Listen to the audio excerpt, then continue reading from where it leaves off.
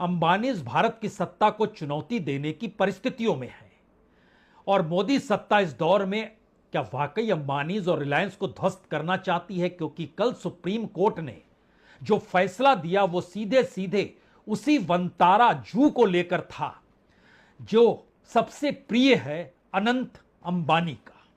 अनंत अंबानी छोटे बेटे हैं और उनके विवाह में बाकायदा प्रधानमंत्री मोदी भी पहुंचे थे।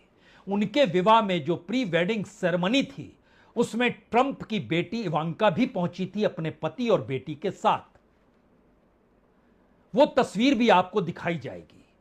लेकिन बड़ा सवाल इस दौर में यह है कि जिस आरोप के तहत सुप्रीम कोर्ट ने स्पेशल इन्वेस्टिगेशन टीम बना डाली और तारीख तय कर दी कि 12 सितंबर तक आपको रिपोर्ट देनी है, जो लोग उसमें 4 कमेटी सदस्य में नियुक्त किए गए हैं, चारों हाई प्रोफाइल हैं। चारों को प्रभावित करना शायद रिलायंस या अंबानी के लिए मुश्किल होगा, इसको ध्यान में रखकर शायद यह नियुक्ति हुई है। लेकिन दूसरा सवाल एक और है, अगर यह नियुक्ति और यह जांच इस तर्ज पर है कि वाकई कॉरपोरेट और सत्ता आपस में टकरा रहे हैं, तो उसमें कुछ या कहें उसकी अगुवाई करने वाले ऐसे शख्स भी हैं जिन्होंने मोदी काल को बाखूबी देखा समझा है।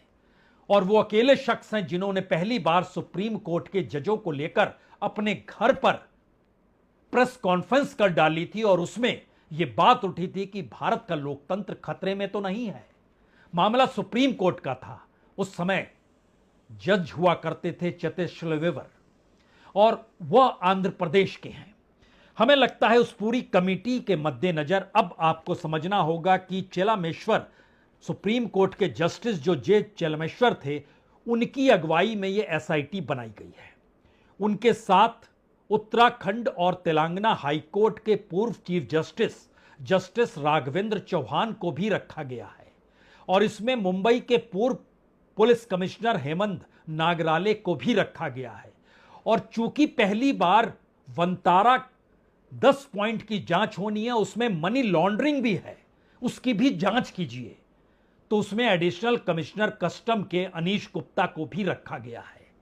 मैसेज बहुत साफ है, लड़ाई चरम पर है और इस परिस्थिति में जिन बातों की जांच करनी है वो इसलिए कहीं ज्यादा महत्वपूर्ण है कि एक पीआईएल पर सुप्रीम कोर्ट के जस्टिस पंकज मिथाल और जस्टिस प्रसन्ना वाराले ने कहा कि बिल्कुल नियुक्त